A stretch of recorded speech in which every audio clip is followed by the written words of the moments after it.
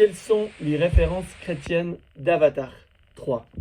Donc en fait, il s'agit d'une vidéo, un peu version short, de ma grosse vidéo que je te mets en lien. Je te la recommande parce que tu verras, le propos il est plus nuancé. Mais là, je te donne le cœur de mon message.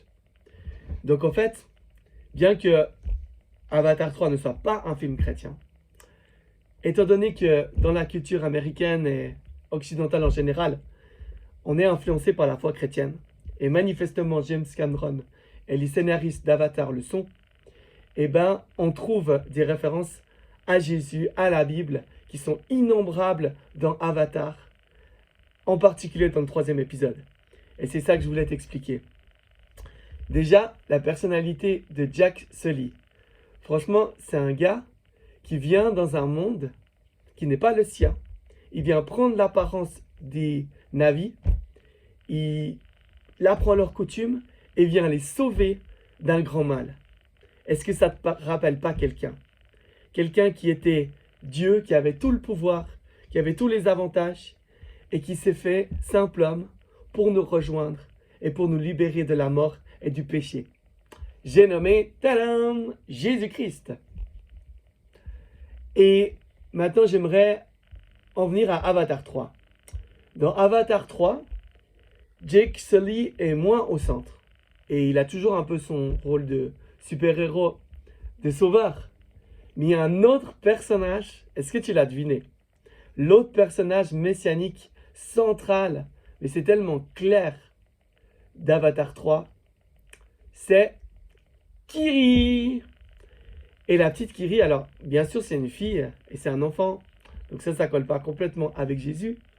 Mais il y a un truc qui est quand même fou. C'est qu'elle est née d'une femme vierge, ou en tout cas qui n'a pas fait l'amour avec un homme, comme par magie. Et en fait, on voit que sa relation avec Eywa montre qu'en fait, elle est d'origine divine. Donc la petite Kiri, on pourrait dire, elle est fille de Dieu, fille d'un père ou d'une mère céleste, hein, plutôt de mère, vu que c'est plutôt une figure féminine. Elle est fille de Dieu, comme Jésus, lui, il a été engendré surnaturellement dans le sein de Marie, et ce qui fait qu'il est fils de Dieu, et ce qui fait qu'il est de nature divine. Et Kiri, elle a quelque chose de très divin. Déjà, elle a des pouvoirs particuliers. Elle a un lien avec Eywa, qui est quand même extraordinaire, et que personne n'a, même les autres tsahik. Elle est vraiment à part. Elle a visiblement des pouvoirs de guérison, des pouvoirs de sauver même de la mort. Elle est extraordinaire, cette petite. Et comme Jésus, elle semblerait qu'elle est complètement vierge de péché, de pensées égoïstes, de jugement, de colère, de méchanceté, d'égoïsme. Elle est dévotion avec les autres. Et même lorsque tu la vois douter dans des moments de fragilité, alors c'est vrai qu'elle est plus fragile que Jésus, ça c'est sûr. Mais Jésus sur la croix, il a aussi dit « Père, Père, pourquoi m'as-tu abandonné ?» Donc il a aussi eu ces moments de combat où il se sentait éloigné de Dieu. Et alors c'est différent, on est d'accord, hein. J'explique plus ces détails dans la version longue. Mais Kiri, elle a vraiment une relation avec Eywa qui ressemble à celle de Jésus. En plus de ça, Jésus il vient nous sauver, tu sais. Il vient nous sauver du péché, de la mort, de la condamnation qui nous attend et nous donner la vie éternelle. Et Kiri, est-ce qu'elle n'a pas un peu ce rôle?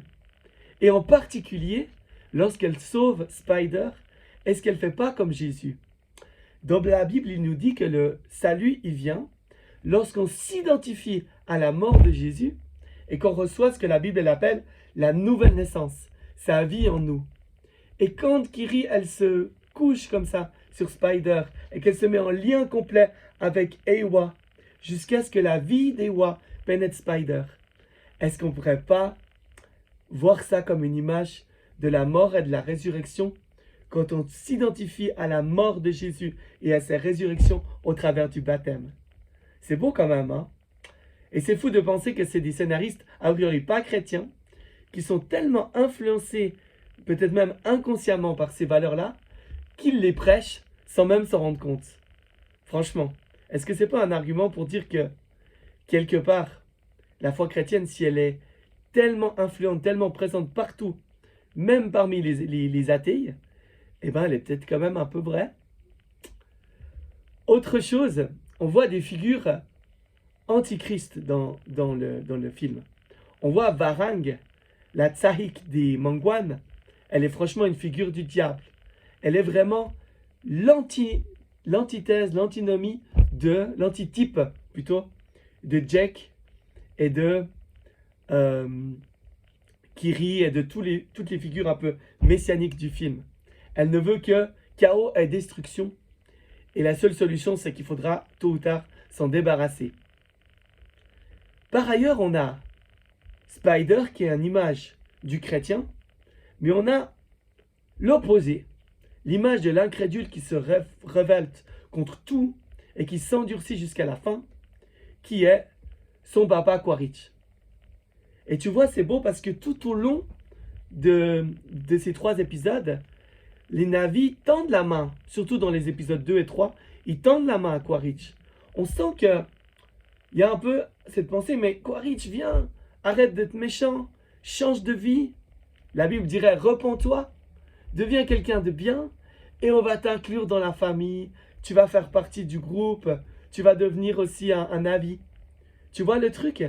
Mais non, Quaritch, il est tellement méchant qu'il n'accepte pas. Et tu vois, comme la Bible nous parle du jugement, souvent c'est mal compris parce qu'on a l'impression que c'est Dieu qui est méchant, qui nous rejette. Mais Quaritch, il se met lui-même dans les temps de feu. Et quelque part, tant qu'il reste méchant comme ça, ben, il n'y a rien d'autre qui est possible comme solution. Franchement, tu voudrais passer l'éternité avec un Quaritch? Alors si aujourd'hui tu es un Quaritch, laisse Jésus te transformer. Laisse-le comme Kiri qui a ce pouvoir de donner la vie et de nous transformer et de nous conduire vers Ewa. Accepte Jésus comme celui qui peut te conduire vers le Père, changer ton cœur, faire de toi une nouvelle créature et t'adopter dans la famille de Na'vi, c'est-à-dire dans son église, dans la famille de Dieu. Pas mal quand même, hein?